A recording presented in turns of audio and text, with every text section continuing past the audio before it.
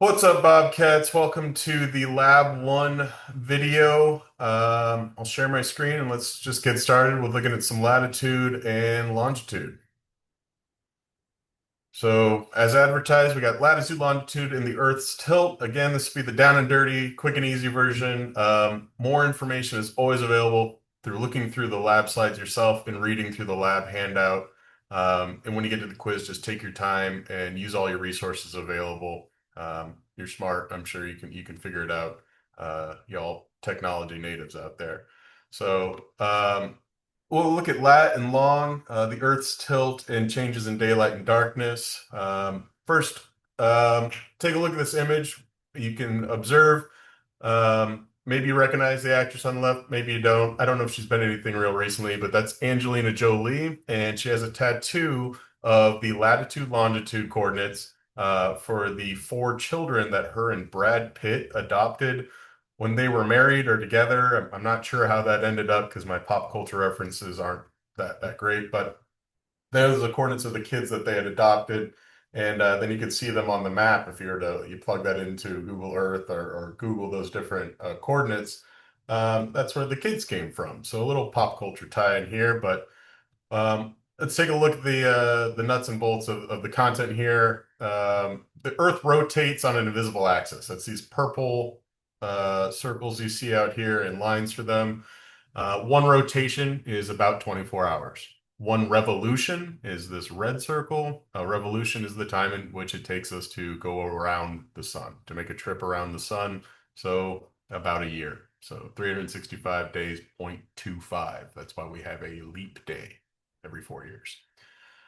A great circle is any circle you draw on the Earth that equally divides the Earth in half. An example of that would be the equator is a great circle, and the prime meridian is another great circle.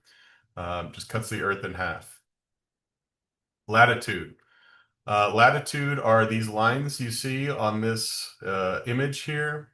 They run across west to east. They band across the Earth.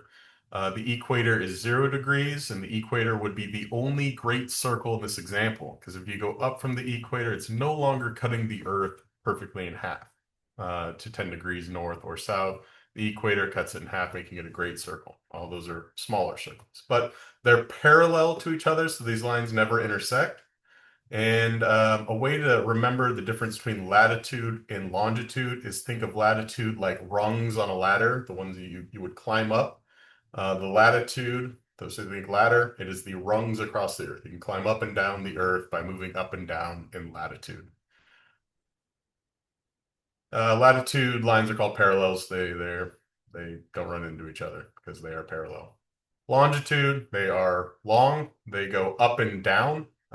In the latitude, it is 0 degrees is the equator. In longitude, the 0 degrees is the prime meridian, of which you'll find in this little city up here in Greenwich in the UK, the Royal Observatory. It's just outside of London, where this line here on the left where my mouse is the prime meridian, 0. What we use for 0, determining west or east of the equator.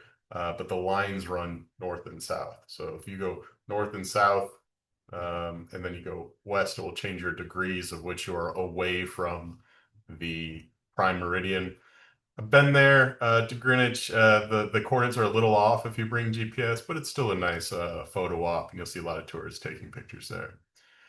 International dateline is just separating some of the day in which it is. So if you go west of this international dateline, you're moving into the future. It's all the same time. We're all in the present. But over there in Japan, in Russia, parts of Korea over here, Australia, they're about 12, 14 hours ahead. And so you'll see a different change in time and date. It has this goofy line here to keep some things together, where like Alaska, you keep most of the Aleutian Islands on the same time frame as the rest of mainland Alaska in the US. Same with some of these islands. They do more trading with the West here than the East, so they have that timeline bumped around for convenience sake. But that's latitude and longitude. Latitude goes up and down like rungs of the ladder. Longitude are long. They go north and south. You'll see that the longitude become connected at the north and south pole, so they don't run parallel as you go up or down away from the equator with the longitude. The distance between each line of longitude becomes shorter. So the greatest distance you'll see between the lines of longitude are around the equator. Then as you get towards the poles, they come together kind of like basketball. Measuring latitude and longitude, talked a little bit about that. The equator is 0 as you go up and north and south from the equator. You move in degrees north or degrees south. And then the prime meridian is degrees 0 for longitude. As you move west and east, they go up in degrees west or east from the prime meridian. Using it as a grid system, so you have degrees, minutes, and seconds. For this lab, we're just going to focus on the degrees and minutes, and we'll look at an example of that at the end here. So we'll save looking at all these numbers. It's not a math heavy class. There's some math, but you'll be fine if you can add, subtract, and look at a map. And so we'll look at these examples in just a second here. So we'll talk about degrees and minutes in a bit, but the tilt is just the inclination of the Earth. There's a 23.5 degree tilt for the Earth, um, north and south. And so that's what determines our tropics, the Tropic of Cancer and the Tropic of Capricorn here, 23.5 degrees north and 23.5 degrees south makes your tropics.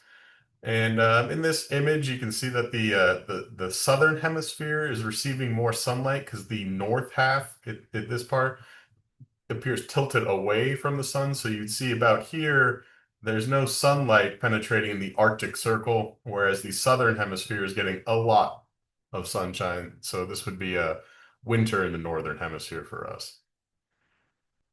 The sun's rays, you can read through this, but let's just focus on some images here. So our tropics, again, are 23.5 north, 23.5 degrees south. The Arctic circles are 66.5 degrees north and 66.5 degrees south because of that 23.5 degree tilt. So in the Arctic circle and Antarctic circle, there are times in which that they receive 24 hours of sunlight or 24 hours of darkness, depending on summer or winter in each hemisphere, respectively.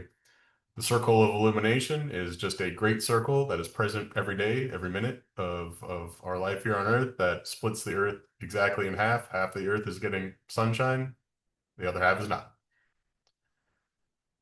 Our changes of illumination, two main things here. There are equinox and solstices. Our solstices are our longest times of day, considering daylight or shortest times of day. So if you're experiencing a solstice, it's either the most amount of daylight hours and minutes you'll get, or the shortest amount of daylight hours and minutes you'll get, depending upon the season. This one on the left would be the summer solstice that we just had in June 21st, so just a few days ago, in which here in sunny San Marcos, that's our longest amount of daylight minutes and hours we get in the year. And then in the winter, that happens in December, like December 21st. You'll have the solstice. Equinoxes are equal. So just think of it as equal. That means we're getting across the globe equal amount of daylight hours and nighttime hours. And those equinoxes happen twice a year. September, there's a vernal, an autumn, and a spring equinox. So summer solstice, again, this is the one that just happened, June 21st. The rays are directly overhead the Tropic of Cancer, so in the northern hemisphere. So you get 90 degrees of at the Tropic of Cancer, the sun is directly overhead. I mean, this side of the Earth is getting a lot of sunshine. You'll see at the Arctic Circle, it is getting 24 hours, and the Antarctic Circle is getting 24 hours of darkness. So daylight, darkness, 24 hours of each day. The equinox in September, 12-hour days and nights everywhere between the poles. So equal amount of day and night for each side of the Earth, no matter where you are. Winter solstice, just the opposite of the summer solstice. In the northern hemisphere, it's going to be our shortest amount of daylight hours and minutes. And in the southern hemisphere, the longest amount. And in the spring, like the autumnal equinox or the fall equinox, you get 12 hours of daylight and sunlight at the equator and equal amounts and no matter where you are in the globe at different latitudes, you have the same amount of daylight and nighttime. All right, let's take a look at the lab and talk about coordinate positions here. So let's just take a look at this image. You have these 5 different points on here, and in question 1, you're going to be asked to determine the latitude and longitude for each point, and it should be written degrees in minutes with the correct hemisphere associated. Well, the correct hemisphere is already associated there for you because we have north and west. So you see there's a north already in here and west at the end here. But let's look at point A, and you'll see that it says by convention, latitude is always written first and then longitude. And so in point A, we want to look at the latitude. So that's the rungs of the ladder. There's only 2 degrees on here. There's 49 and 50 degrees, and it's always, all of these are going to be between 49 and 50. Actually, they might just all be 49.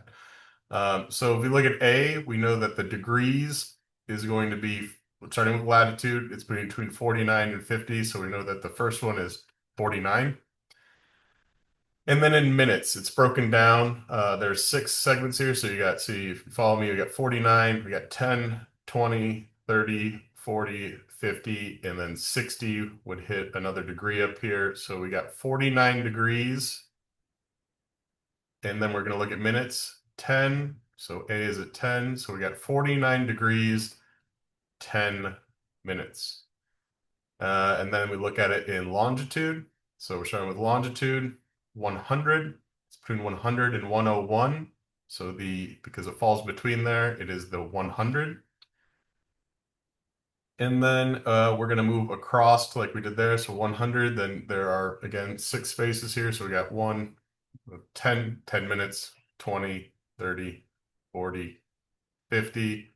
So it is 100 degrees west and 50 minutes. Let's take a look at one more, because why not? Again, this one is point B, so we're over here. A little more difficult because it doesn't fall directly on a cross like A did. But it's between 49 and 50, so we know it's going to begin with 49 degrees, and then we go up to B here. We know we got 10, 20, 30, 40, and it's right in between. So I would say it's 45 minutes. And then we do our longitude, and that's going to be between 100 and 101 again. So it is 100. And you go out 10, 20, 30, 40, 50, and it's right in between 50 and 60 minutes. So I put 55. That's really about it. You'll have other questions determining other locations and places. I trust in your ability to navigate that with the tools at your disposal.